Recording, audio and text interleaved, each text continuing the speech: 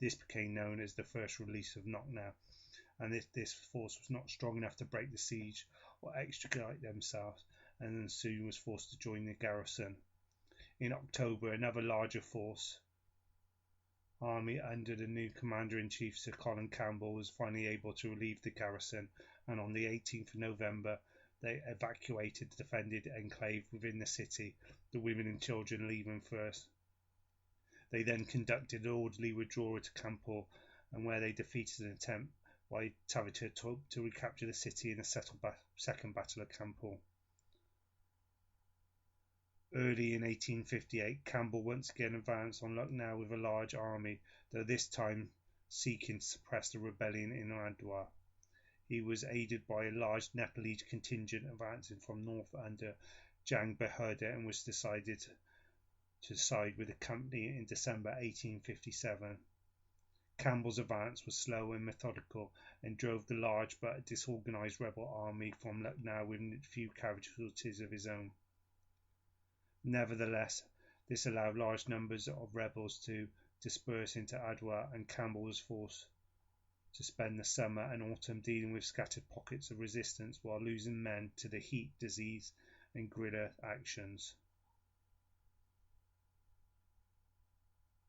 The Central Indian Campaign of 1858. Jhansi was an Maharashi ruler which ruled princely state of Baltika. When the Rajaj of Jhansi died without a biblical male heir in 1853, it was annexed to the British Raj by the Governor General of India under doctrine of lapse.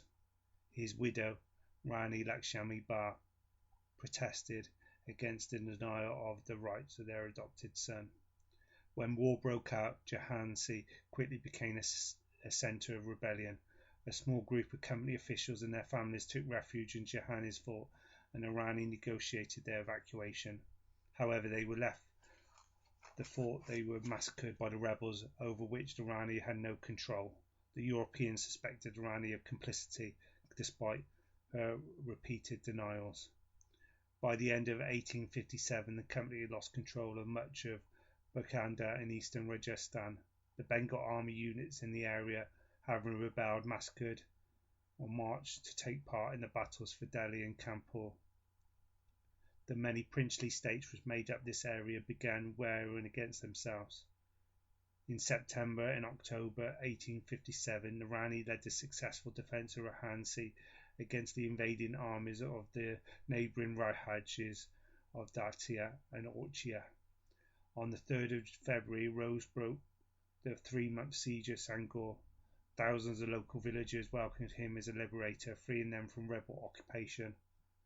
In March 1858, the Central Indian Field Force, led by Sir Hugh Rose, advanced on the laid siege of Jhansi. The company forces captured the city, but the Rani fled in disguise.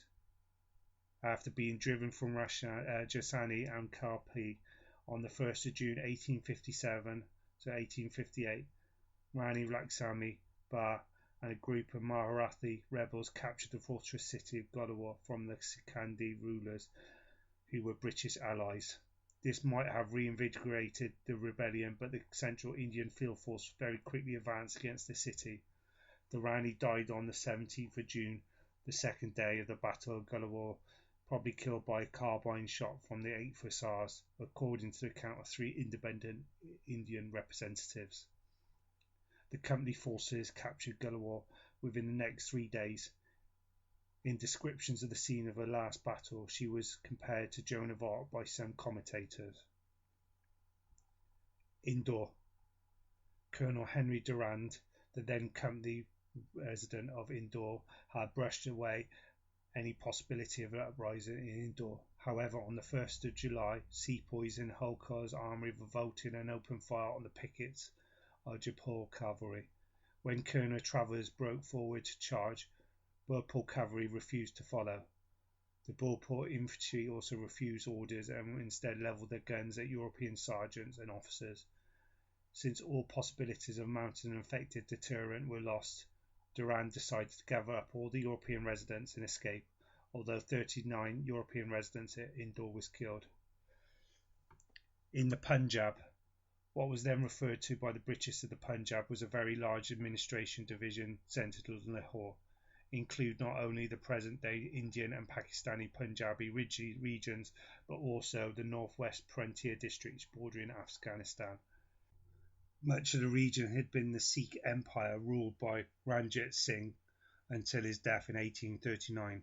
The kingdom had been fallen into disorder, with court factions and the Kasali, the Sikh army, contending for power at Lahore Dunbar Court. After two Anglo-Sikh wars, the entire region was annexed by the East India Company in 1849. In 1857, the region still contained the highest number of both European and Indian troops. The inhabitants of the Punjab were not as sympathetic to the sepoys as they were elsewhere in India, which limited many of the outbreaks in the Punjab to disjointed uprisings by regiments or sepoys isolated from each other. In some garrisons, notably Firozpur, indecision on the part of the senior European officers allowed the sepoys to rebel, but the sepoys then left the area, mostly heading for Delhi. At the most important garrison, that of Peshawar, close to the Afghan border, many comparatively junior officers ignored their normal commander, the elderly General Reed, and took decisive action. They intercepted the sepoys' mail, thus preventing their coordinating an uprising, and formed a force known as the Punjab Movable Column to move rapidly to suppress any revolts that occurred. When it became clear from the intercepted correspondence that some of the sepoys at Peshawar were on the point of open revolt, the four most dissatisfied Bengal native regiments were disarmed by the two British infantry regiments in a cantonment backed by artillery on the 22nd of May. This decisive act induced many local chieftains to side with the British. Jhelum in Punjab was also a centre of resistance against the British. Here 35 British soldiers of Her Majesty's 14th Regiment, South Wales Borders, died on the 7th of July 1857. To commemorate this victory by St John's Church, Jhelum was built, and the names of those 35 British soldiers are carved on a marble lectern present at that church.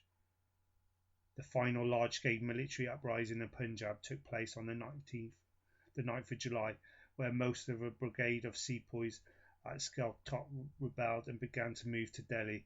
They were intercepted by John Nicholson with an equal British force as they tried to cross the Ravi River. After fighting steadily but unsuccessfully for several hours, the sepoys tried to fall back across the river but became trapped on the island. 3 days later, Nicholson annihilated the 1,100 trapped sepoys in the Battle of Trimmock Gap. Some regiments in frontier garrisons subsequently rebelled but were isolated among hostile Pashto villages and tribes. There were several mass executions amounted to several hundred of sepoys from units which rebelled or who deserted in the Punjab and northern western frontier provinces during June and July. The British had been recruiting irregular units from Sikh and Pashto communities even before the first unrest among the Bengal units, and the number of these greatly increased during the rebellion. 34,000 fresh levies eventually being raised. At one stage, faced with the need to send troops to reinforce the besiegers at Delhi, the Commissioner of the Punjab, Sir John Lawrence, suggested heading the coveted prize of Peshawar to Dost Muhammad Khan of Afghanistan in return for the pledge of friendship. The British agents in Peshawar and the adjacent districts were horrified. Referring to the massacre of a retreating British army in 1840, Herbert Enderwines wrote, quote, Dost Muhammad would not be a moral Afghan if he did not assemble or they to be gone in India and to follow after us an enemy. Europeans cannot retreat. Kabul would be again. In the event of Lord Canning insisting on Peshawar being held, and Dost Muhammad, whose relations with British had been equivocal for over 30 years, remained neutral. Unquote. It's in September 1858, Rah Ahmed Nawaz Khan Kural, head of the Kurula tribe, led an insurrection in the Delhi Bar district between the Sucha, Ravi and Chenab rivers. The rebellions held the jungles of Karachi and had some success against the British forces in the area, besieging Major Crawford Campbell at Kuchwantani. A squadron of Punjabi cavalry sent by Sir John Lawrence raised the siege. Ahmed Khan was killed, but the insurgents found a new leader in Mir Bahala Fatwana, who maintained the uprising for 3 months until government forces penetrated the jungle and scattered the rebels themselves. Landlords of the Rajasthani clan of Rajputs, Talaka Dobbi district, Kanpur played a prominent part in the rebellion. On hearing of the uprisings against British rule in the surrounding districts of Kanpur, Azra and Banaras, the Rajputs of Durrani organised themselves into a vast armed force and attacked the company all over the region. They also cut the company communications along the Banaras-Azra road and advanced towards the former Bareilly state. In the first encounter with British regular troops, the Rajputs suffered heavy losses but withdrew in order. Regrouping themselves, they made a bid to capture Banaras. In the meantime, Azra had been besieged by another large force of rebels. The company was unable to send reinforcements to Azwajia due to the challenge posed by the Dolphi Rajputs. A clash became inevitable, and the company attacked the Rajputs with the help of the Sikhs and the Hindustani cavalry at the end of June 1857. The Rajputs were handicapped as the torrential monsoon rain soaked their supplies of gunpowder. The Rajputs, however, bitterly opposed the company advance with swords and spears and a few serviceable guns and muskets they had found. The company took about 5 miles north of Ras at a place called Prashani in Anab. The Rajputs were driven back with heavy losses against the Ramari River. The British army crossed the river and sacked every Rajput village in the area. A few months later, Kunwad Singh of Janaspur district, Anara, advanced and occupied Azapuna. The Manas army sent out against him was completely defeated outside Ajwa. The company rushed reinforcements, and there was a furious battle in which the Rajputs of Dhari helped Kunwar Singh with their distant relative. Kunwar Singh had to withdraw, and the Rajputs became the subject of cruel reprisals by the company. The leader, the Chabani Rajput, invited to conference and treacherously arrested by the company troops, which had surrounded the place in Sajpur village in 1858. All were summarily executed by hanging from a mango tree, along with 9 of their other followers. The dead bodies were further shot with muskets and left hanging from the trees. After a few days, the bodies were taken down by the villagers and cremated. On the 25th of July, rebellion erupted in the garrison of Dinpar. The rebels quickly moved towards the city of Nara, and joined by Kunwar Singh and his men. Mr. Boyle, a British railway engineer in Anara, had already prepared his house for defence against such attacks, particularly because he was a railway engineer. As the rebels approached Anara, all European residents took refuge in Boyle's house.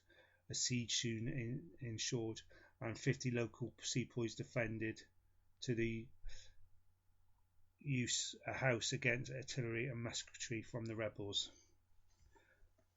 On the 29th of July, 400 men were sent out from Dinpur to relieve Anara, but their force was ambushed by rebels around a mile away from the siege house, several defeated and driven back. On the 30th of July, Major Vincent Orr, who was going up the river with his troops and guns, reached Buxar and heard about the siege. He immediately disembarked his guns and troops, the 5th Fusiliers, and started marching towards Arra. On the 2nd of August, some 16 miles short of Arra, the Major was ambushed by rebels. After an intense fight, the 5th Fusiliers charged and stormed the rebel position successfully. On the 3rd of August, Major Orr and his men reached the siege house and successfully ended the siege. The aftermath. the authorities in British colonies